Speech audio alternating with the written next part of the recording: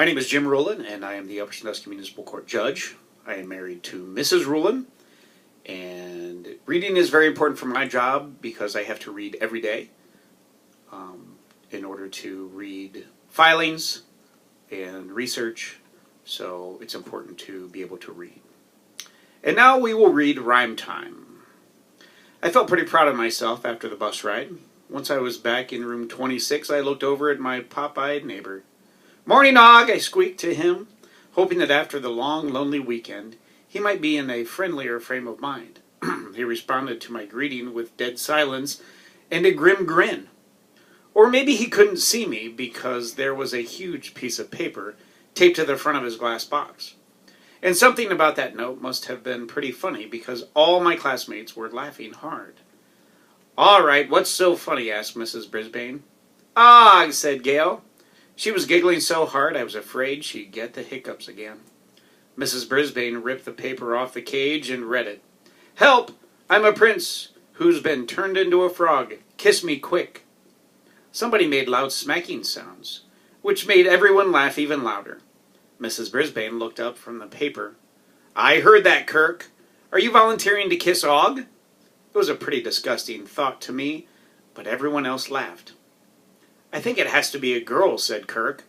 Mrs. Brisbane folded up the paper. "Thank you for our joke of the day. You can stop giggling, Gail. Now, let's all calm down and get to work. I'm anxious to hear the poems you've written. But let's get our spelling quiz out of the way first. Please take out a pencil and a piece of paper." Whoops! I'd done a lot of thinking over the weekend. Something I hadn't thought about was our spelling quiz. Mrs. Brisbane and my classmates don't know that I usually slip into my sleeping house with my notebook and pencil and take the quizzes too. I still hadn't gotten to 100%. Like Saya, I hoped I would someday. This would not be the day.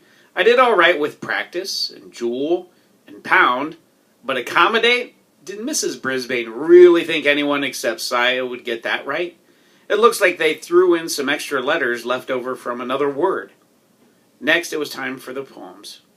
"Kirk, you seem to want to be the center of attention this morning. You can go first." Kirk jumped up and said, "I've got to write mine on the board." Mrs. Brisbane told him to go ahead. When he was finished, he read it aloud. It's called Frog. Here goes. "Funny rabbits, oily green. That's a frog. Take away the funny ribbits. You've got Og." Mrs. Brisbane smiled and nodded her head. "Well done, Kirk. Very clever. What do you think, class?"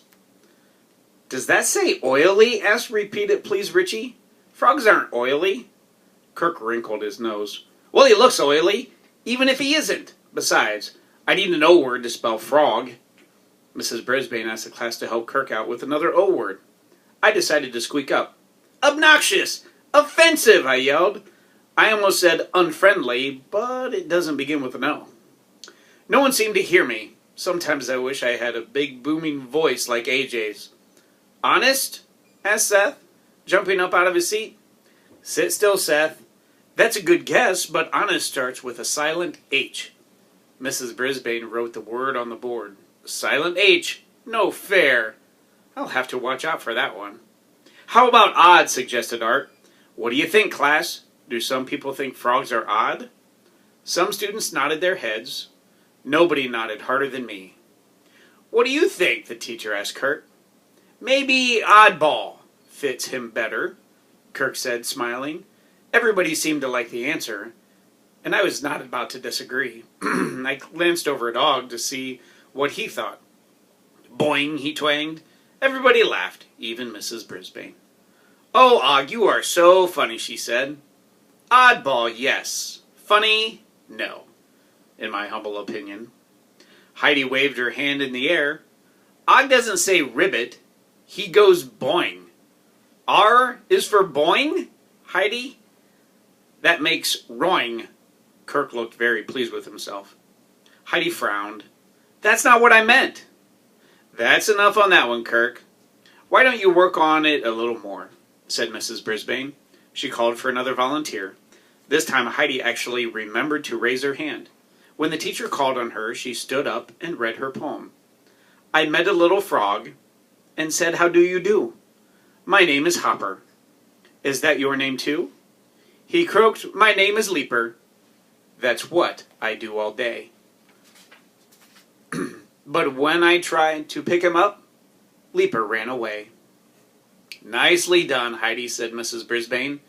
Good rhyming. It's a funny idea to use your own name. Anyone else? No hands were raised this time. How about you, Tabitha? Asked the teacher. What did you write? Tabitha looked scared. Mrs. Brisbane put on her friendliest smile. Don't be afraid, we won't bite, will we, class? Most of the kids smiled and shook their heads. Kurt growled like a lion just to be funny, but I couldn't tell if Tabitha noticed. Slowly she stood up and picked up her paper. In a soft voice, she read her poem like it was one sentence, really fast, like this. People think bears are mean, but they've never seen Smiley. He doesn't growl or make you sad. He wouldn't ever be bad, Smiley. I don't care what people say. He helps me get through the day, Smiley. Tabitha quickly sat down and stared at her table. Well, thank you, Tabitha. That's a lovely poem about a bear. And I like the rhyme, said Mrs. Brisbane. I saw Tabitha reach into her pocket and pat her stuffed bear. I also saw Mandy look over at Heidi and roll her eyes. I could even read her lips as she mouthed the word baby. Any volunteers? Asked the teacher. Garth? Garth stood up to read his poem. Roses are red, frogs are cool. Now we've got one here at school. He folded up his paper. That's it. Mrs. Brisbane reminded him that the poems were supposed to have 6 lines, and Garth's poem had 4. Personally, I was in shock. Frogs are cool? What kind of poem is that? After I helped him and AJ with Mean Bean, Garth wrote, Frogs are cool? We didn't have time for any more poems because the recess bell rang, and my classmates raced to get their coats and gloves. Tabitha took her time, waiting to see that no one was watching, and secretly stashed her bear in her pocket. Saya stayed behind too, and approached her. I liked your poem. Is Smiley your bear's name? She asked. Tabitha nodded, but she didn't say anything. She didn't know how shy Saya was, or how hard it was for her to come up and talk like that. But I knew. He's nice, said Saya. Are you coming out to recess? Tabitha nodded again. Saya waited. But when Tabitha didn't budge, she said, See you outside, and hurried to the cloakroom with her head down, looking embarrassed. I've got to admit, Speak Up Saya is a favorite friend of mine. To see Tabitha treat her that way made me mad. She was about as friendly as a frog. The new girl waited until everyone else had left the room before rising to get her coat. Later, after the students left for the day, Miss Loomis came into room 26 all bundled up in her coat, hat, and gloves. Hi, Sue. I'm ready when you are, she walked over to Aug's cage. How's your star pupil doing? Fine. He and Humphrey seem to get along all right. At least they don't disturb each other, said Mrs. Brisbane. Don't disturb each other? I was pretty disturbed when Og leaped at me. Mrs. Brisbane put on her coat. Let's stop for coffee to warm us up on the way home. Sounds great, Miss Loomis answered. I can't thank you enough for giving me a ride. What are friends for? Asked Mrs. Brisbane. After they left, I felt as gloomy as the sky looked. Spinning my wheel warmed my fur up, but it didn't make me feel any warmer inside. What are friends for? For fun and talking and helping and sharing, right? Hey, Og, I called out, peering through the bars of my cage at his glass house. I hope you've been paying attention here in room 26. I waited a few seconds to allow him to answer, which he didn't, of course. I hope you've seen what good friends the kids are. I mean, like Garth and AJ, the way they stick together, and Heidi and Gail, the way they like to giggle. Saya and Miranda are pals. Art and Richie, too. Wouldn't it be nice to have fun friends like them? I didn't really actually expect an answer, of course, but this time I did get something splashing. Splish, splash, splish! At least I knew Og was alive. Maybe he was even listening. I kept going. Even if we can't actually talk to each other, we could, I don't know, have jumping contests. Suddenly I had all kinds of ideas. We could sing together, or make funny faces at each other. Maybe you could teach me how to go boing. Boing! I almost fainted. Was he answering me? Boing, I said, though I didn't sound much like a frog. Boing to you, Og. Boing, boing, said Og. Yeah, boing, I replied.